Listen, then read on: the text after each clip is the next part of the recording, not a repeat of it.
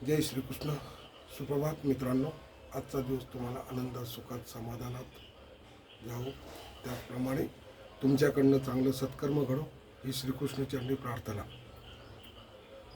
गीतेमधील अध्याय 7 ज्ञानविज्ञान योग या संदर्भात आपण अध्ययन करत आहोत. अध्यायामधील पुढील श्लोकाकडे आपण वळूयात.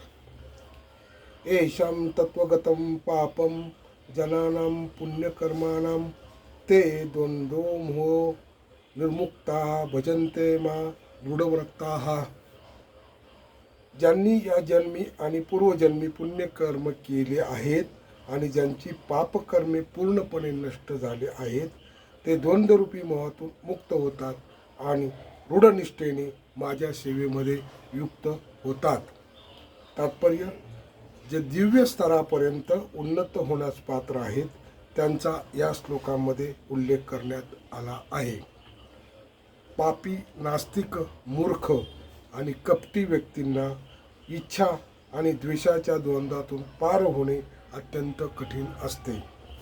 ज्यांनी आपल्या जीवनामध्ये धार्मिक विधानाचे पालन केले आहे, ज्यांनी पुण्यकर्म केले आहेत आणि पापकर्मे नष्ट झाली केले आहेत, केवळ तेच भक्तियोग स्वीकारू शकतात आणि क्रमशः भगवंताच्या विशुद्ध ज्ञानप्रत उन्नत होऊ शकतात.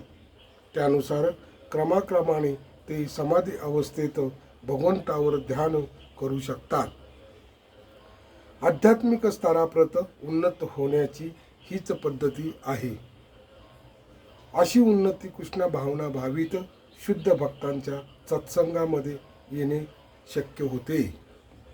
कारण महान भक्तांच्या संघामध्ये मनुष्य मोहापासून मुक्त होऊ शकतो. श्रीमद भागवतात सांगण्यात आले आहे की जर खरोखरच मनुष्याला मुक्त व्हायचे असेल तर त्याने भक्ताची सेवा करणं अत्यावश्यक आहे. परंतु जो विषयी लोकांचा संग करीत आहे तो प्रकृतीच्या अंधकारमय प्रदेशाकडे अग्रेसर होत आहे. बद्ध जीवांचा मोहापासून उद्धार करण्याकरिता सर्व भगवत भक्त या पृथ्वी तलावर भ्रमण करीत असतात.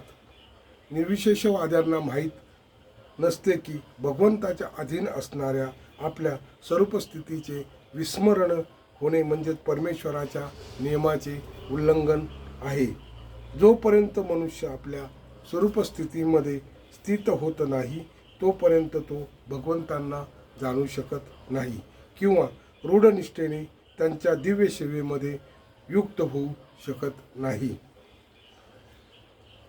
जरा मरण मोक्षाय मामास्थित यतन्ति ये ते ब्रह्म तद्विदुहा कृत्स मध्यमातम कर्म चाखिलम.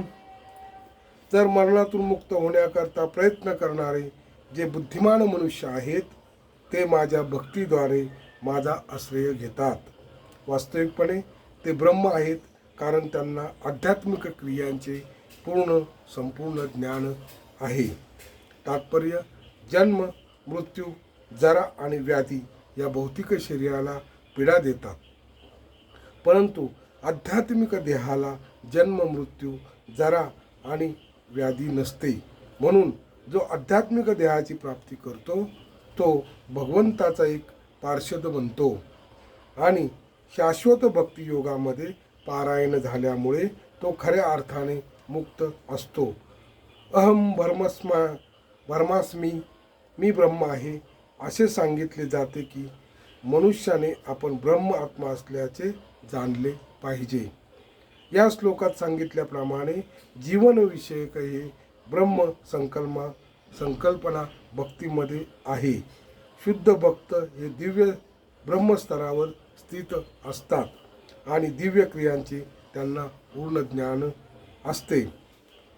दिव्य भगवत सेवेमध्ये युक्त झालेले 4 प्रकारचे अशुद्ध भक्त आपापली उद्दिष्टे प्राप्त करतात आणि भगवंताच्या कृपेने जेव्हा ते पूर्णपणे कृष्ण भावना भावित होतात तेव्हा त्यांना भगवंताच्या दिव्य सत्संगापासून आनंद प्राप्त होतो. परंतु जे देवतांचे उपासक आहेत त्यांना भगवंताच्या परमधामाची कधीच प्राप्ती होत नाही. ब्रह्मानुभूती झालेल्या अल्पज्ञ व्यक्तींनाही श्रीकृष्णाच्या परम गोलोक वृंदावना धामाची प्राप्ती होत नाही. जे कृष्ण भावना भावित कर्म करीत आहेत त्यांनाच केवळ ब्रह्म म्हणता येते, कारण तेच वास्तविकपणे कृष्ण लोकाची प्राप्ती करण्याचा प्रयत्न करीत आहे. अशा व्यक्तींना श्रीकृष्णाबद्दल मुळीच संशय नसतो आणि म्हणून ते वास्तविकपणे ब्रह्म आहेत. केवळ भौतिक बंधनातून मुक्त होण्याकरता जे भगवंताच्या अर्चा विग्रहाची आराधना करण्यात पारायण झाले आहेत आणि किंवा भगवंतावर ध्यान करण्यात मग्न झाले आहेत त्यांना सुद्धा भगवंताने पुढील अध्यायामध्ये सांगितलेल्या ब्रह्म, अधिभूत इत्यादींचे तात्पर्य कळते. साधिभूताधिदेवं मा साधियज्ञं च ये विदुहा प्राणाय काले अपि च माते विदुर्युक्तं चेतसः. पूर्णपणे मतपरायण झालेले जे मला भौतिक सृष्टीचा संचालक, देवतांचा नियंत्रक, सर्वज्ञ यज्ञांचा अधिष्ठाता भगवंत म्हणून जाणतात ते मृत्यूसमयी सुद्धा मला जाणू शकतात. तात्पर्य: कृष्ण भावना भावित कर्म करणारे भगवंतांना पूर्णपणे जाणण्याच्या मार्गापासून कधीच विचलित होत नाहीत.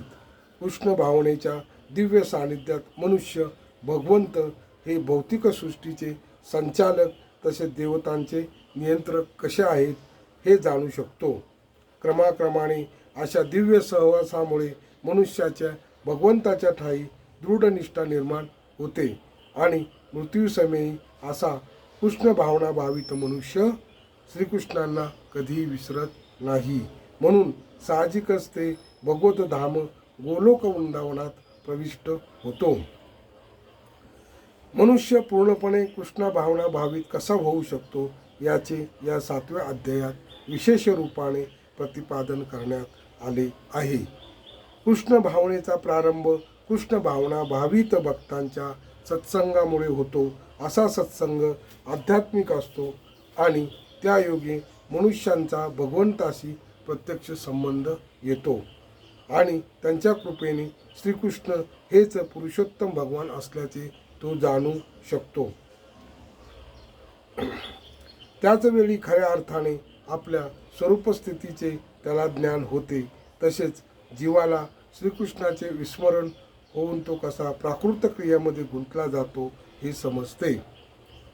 सत्संगातील कृष्ण भावनेच्या क्रमिक विकासामुळे जीव जाणू शकतो. श्रीकृष्णांच्या विस्मरणामुळेच आपण प्राकृतिक नियमांनी बद्ध झालो आहोत. कृष्ण भावनेची पुनर्प्राप्ती करण्याकरता मनुष्य जीवन म्हणजे सुसंधीच आहे आणि भगवंताची अहेतुकी कृपा प्राप्त करण्याकरता या संधीचा पुरेपूर उपयोग केला पाहिजे हे सुद्धा जाणू शकतो. या अध्यायात अनेक विषयाचे निरूपण करण्यात आले आहे. अर्थ, जिज्ञासू, अर्थार्थी व्यक्तींचे तसेच ब्रह्मज्ञान, परमात्म्याचे ज्ञान, जन्म, मृत्यू आणि जरा यातून मुक्तता आणि भगवंताची आराधना.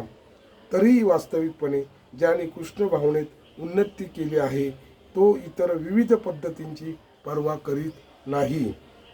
तो कृष्ण भावनेच्या क्रियांमध्ये रममान होतो आणि त्यायोगे भगवान श्रीकृष्णांचा नित्यदास या आपल्या वास्तविक स्वरूपस्थितीची प्राप्ती करतो. अशा शुद्ध भक्तियुक्त अवस्थेमध्ये तो श्रीकृष्णांचे गुणगान आणि कीर्तन करण्यामध्ये आनंद प्राप्त करतो.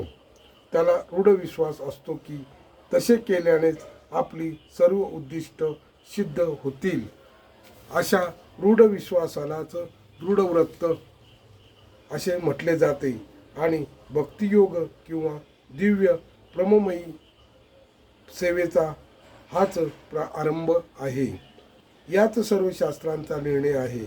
भगवद्गीतेचा हा 7वा अध्याय म्हणजे त्या निश्चयात्मक किंवा दृढ विश्वासाचे सार आहे. या प्रकारे भगवद्गीतेच्या भगवज्ञान या 7व्या अध्यायावरील भक्तिवेदांत भाष्य संपन्न झाले आहे. मित्रांनो, या ठिकाणी ज्ञानविज्ञान योग हा 7वा अध्याय पूर्ण झालेला आहे. आपल्याला आवडल्यास, व्हिडिओ आवडल्यास लाईक करा, शेअर करा, कॉमेंट्स करा, सबस्क्राईब करा. धन्यवाद.